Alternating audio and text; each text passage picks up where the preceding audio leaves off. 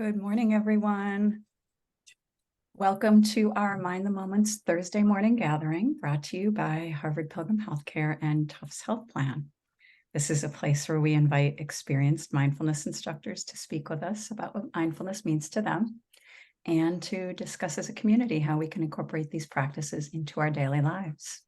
I'm Suzanne Rowe, Palacino, and I'm always delighted to be here together on Thursdays with Tara Healey, founder and director of Harvard Pilgrim Healthcare's mindfulness program. Good morning, Tara. Good morning, Suzanne. And I am as equally delighted to be here with you on Thursday and with this community. Yeah, it's a good place to be this morning for sure. Yeah. So for everyone, so anybody that's new, a very special welcome to you as always. And we're grateful to have our regular community here as well. So happy to have you here. Today, Tara will start us off. Actually, we're going to start off in a little bit of a different way this morning. But either way, Tara will lead us in a guided practice. And after that, we'll have time for just an opportunity for chat and connection. So if you go to the bottom of your screen, your Zoom screen, and open up the chat, and once you do that, there's a blue drop-down menu that says hosts and panelists. You can change that to everyone, and folks can see your comments as you share them. So yeah, Tara and I spoke this morning about some of the events that happened last night in Maine and how unsettling and just really difficult it was to notice the news if you even haven't seen it this morning. But we wanted to be together this morning and support one another as we keep these folks in Maine in our hearts and minds as we practice. Yeah, thank you, Suzanne. So I felt this morning when I looked at the news, and this was just about an hour ago, I was really shocked to see what took place in Maine last night, and just deeply saddened. And I felt like a question this morning really wasn't appropriate, but more, for us to really dedicate our practice to those who lost their lives, to the families. So I'm seeing there's a question about what happened. So there was a mass shooting in Maine at a bowling alley in Lewiston, and 16 people lost their lives, and many others injured. So it just did not feel right to start with a question, but really to start with silence and move right into practice. And then we'll save time, to converse after, but to really offer the, whatever good comes of our practice, to offer the energy of our practice to the families.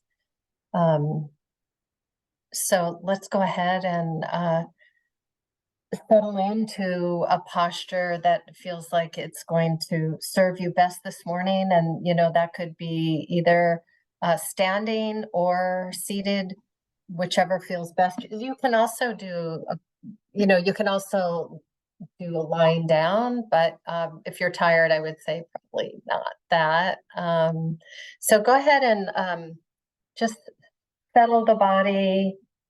And, for those of you who are just hearing about what happened, you may be noticing a physical impact of that news, and just taking a minute to really feel into the body, notice what's happening also from your activity this morning. So a pulsing vibration, temperature, tingling, really you're receiving the raw data of what your body is offering, with an attitude in the mind of receptivity and curiosity. So, and your eyes can be open or closed, you can be seated or standing. So taking a moment to assume that posture. And I would also encourage everybody, just take 2 deep breaths, make your exhalation longer than the inhalation.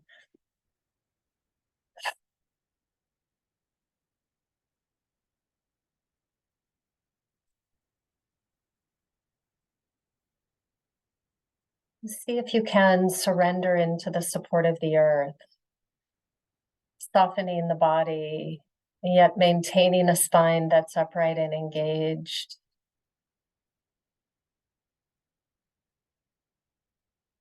And receiving the sensations that you notice.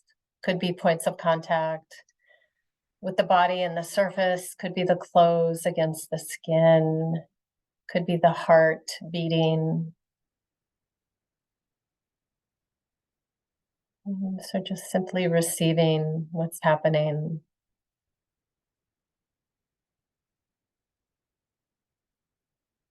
And take a moment to open awareness beyond the body to include sound that might be in the room or outside of the room.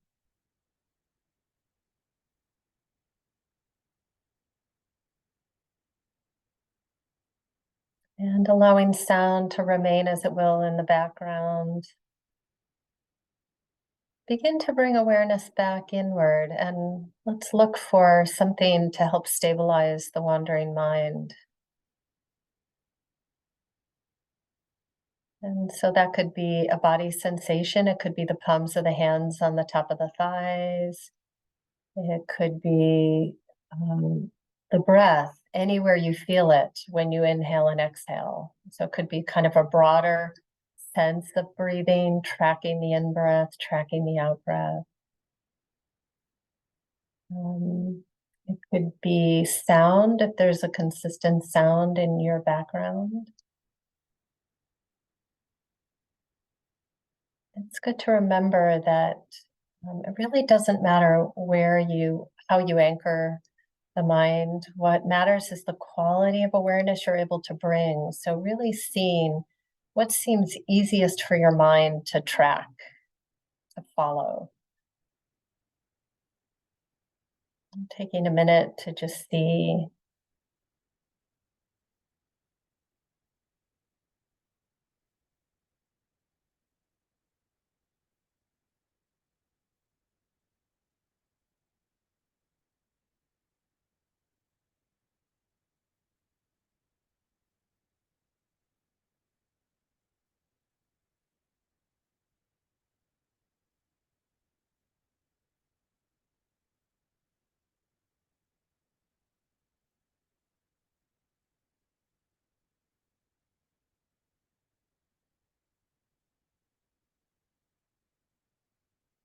And so, wherever you've landed, whatever anchor you're going to use, I'll periodically just drop in a reminder to notice where your mind is.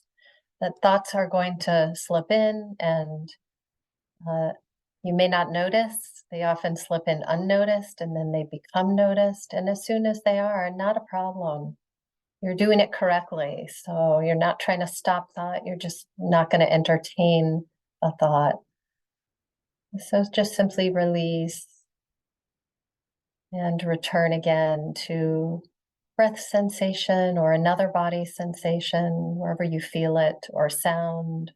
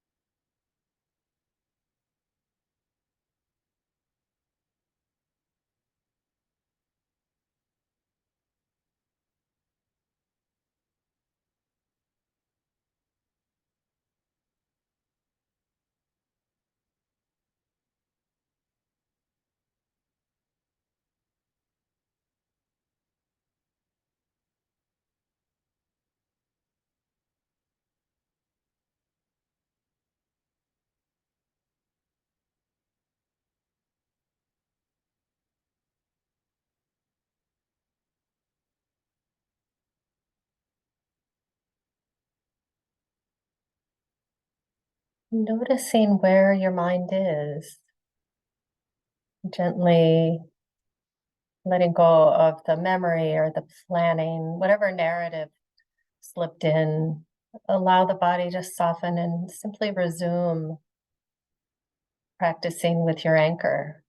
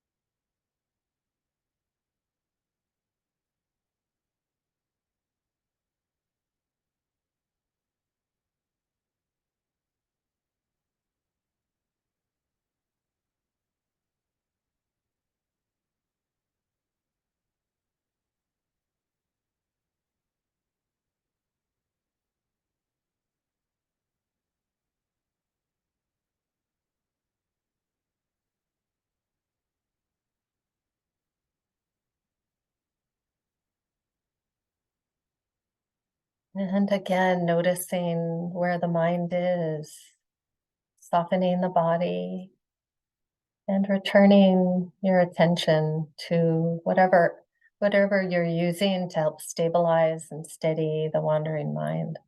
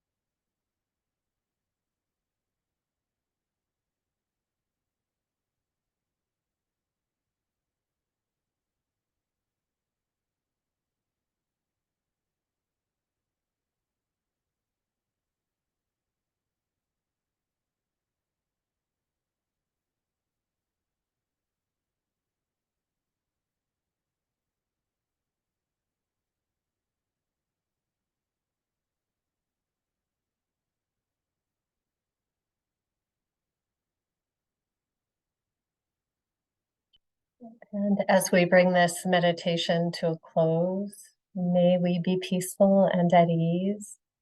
May our heart be soft and open. May we be safe and protected, and our bodies healthy and strong. And may any benefit of our practice be dedicated to those in Maine who lost their lives, to their families, to the larger community, and really beyond. May our practice be of benefit. So as you feel ready, if your eyes were closed, you can open the eyes. I always recommend just taking a moment to just reorient to the space you're in, to the room that you're in. Just take a minute to look around. Um, yeah. So we actually have more time than usual at the end. So we've got 10 minutes or so, really just to connect in with each other, to share any thoughts or feelings that you have. It's there's a lot of hard stuff happening in the world, and just an opportunity for us as a community to connect and put thoughts out there, questions out there, anything at all. Yeah, thank you, Tara. Yeah, yeah, One thing that brings me, when you mention about dedicating our practice to these folks, that brings me a lot of hope. If anyone uses the Insight Timer at all, which is an app on your phone that you can use for meditation, just even a timer, or you can use it for guided meditations. It also shows you how many people are meditating at that time. that's true. Yeah. And, at times it's, I happened to look at it this morning, it was 21,000 people meditating right now in the Wow. house. Wow. And that's just on that platform. Wow. So, Yeah. that brings me a lot of hope Yeah. that folks are sitting, quieting their minds, looking to looking to Yeah. be more peaceful and be in Yeah. community. So that's something that has helped me. Yeah, I love that, Suzanne. I forgot about that, but that is kind of that is a nice thing to see, and just, I mean, I usually, my practice is in the evening rather than first thing in the morning, typically. And I will often just think about, globally, how many other people are meditating, because it can feel like a real solitary, lonely practice at times. But the recognition, and with Insight Timer, yeah, they tell you. So, Mm. the other thing I was thinking about, because I think, in times like this, there can be this feeling of helplessness, like, well, what can I do? But I think that, this, as you said, Suzanne, like just this practice of working on understanding our own mental habits and patterns with greater clarity, is in itself, is not a small thing. This is a simple practice, but it's not easy. And I mentioned to you, I was listening to Dan Harris interview Krista Tippett, who has she also has a podcast called On Being. And one of the things they were talking about toward the end too are, just the small acts of kindness that we can put out in the world. And you know, it can be simple things like just connecting with another human being and giving them the gift of listening, this capacity to just be fully present. And our practice supports that. It helps us see when we're drifting or we're not really fully present. But what a gift to another human being. So what are the small things that we can do that matter, smiling at somebody that's having a hard day, and being a generous driver, being on the road with generosity. Mm. Yeah, like, so I'm not doing it justice. I think it's worth listening to the podcast because it's hopeful. And I found it, I just finished this morning, really found it Mhm. helpful. Yeah.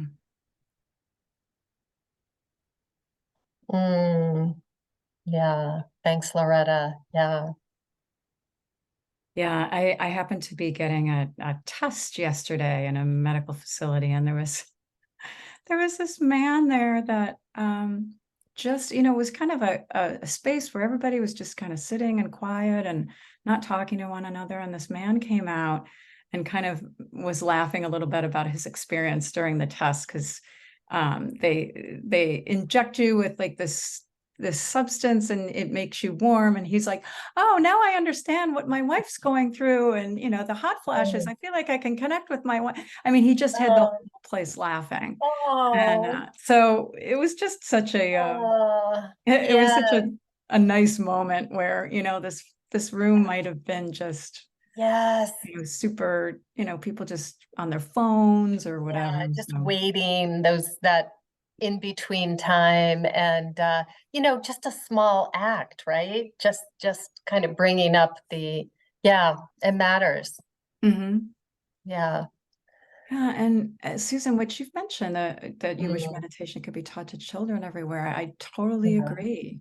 And in some places it is. But Yeah. I really feel like talk about a way to handle some of the inner turbulence of being either a toddler, a teenager, Yeah. just a kid in this world. Yeah. I think Susan, it's being done. There could be much more of it. Um, Mhm. but fortunately, there are pockets of where this is being taught because they are our future, right? Like, so to help young minds, boy, I wish somebody taught me when I was in grammar school that I didn't have to believe my thoughts and that or I could use a kind of discerning wisdom about what's a good train of thought to follow and what isn't, um, yeah. Um, Mm. yeah. I just appreciate everybody staying on this morning to just be together to absorb, because there's so much happening in the world right now that I feel like we can't help but feel the reverberation of that, feel it energetically in a way. Um, Yes, definitely. And Susan, you were asking how does one learn to be a meditation teacher for children? uh, Um, well, Goldie Hawn has a program. for Um, kids specifically now. Yeah, Mhm. yeah. I can't remember the name of it, but if you Google Goldie Hawn children, like it'll come up. Darn, I can't think of the name of it. And then there's Mindful Schools that's also worth looking into. Yeah. Um, Yeah. And and I know, yeah, go ahead. Susan Kaiser Greenland is another woman that, Susan Kaiser Greenland, yes, yeah, yeah, that's I think Mindful Schools. But yeah. and they've done things with really little kids, like putting a stuffed animal on their belly when they're lying back and having them feel their breath, like through the rise and fall of the stuffed animal. Mm, yeah. Yeah,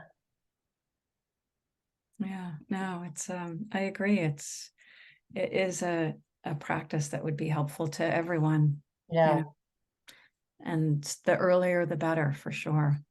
And it doesn't matter what your religious affiliation or lack thereof is, whether you're atheist or agnostic or have a religious practice that you follow. Like this is a practice that can stand on its own or complement. And it helps to really bring a kind of discerning wisdom, which Mm, is invaluable. Um, Finding Your Way. Oh, by Sharon. Yeah, who's respected. Yes. Wonderful. Thanks, yeah. Teresa. Sharon is one of the founders of the Insight Meditation Society in Barre, Mass. She and Joseph Goldstein and Jack Cornfield were the founders and highly regarded in this field. So, yep, you can pretty much guarantee that anything written by any of them is going to be of value. Yeah. Well, it's great to be together this morning and to practice and to have some time to process all of these things that we need a little bit of community to help us process. So yeah, happy to have you here this morning to do that yeah. with us, Tara. Thank you. Thank you, everybody, for staying too. Just yeah.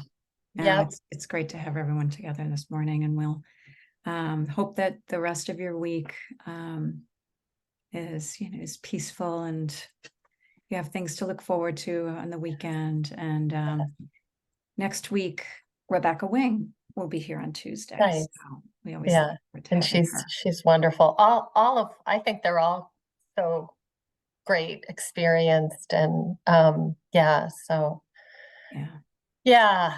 All right. So thanks, everybody. Yeah. Thanks for being here, and we will see you next week. Enjoy the rest of your week.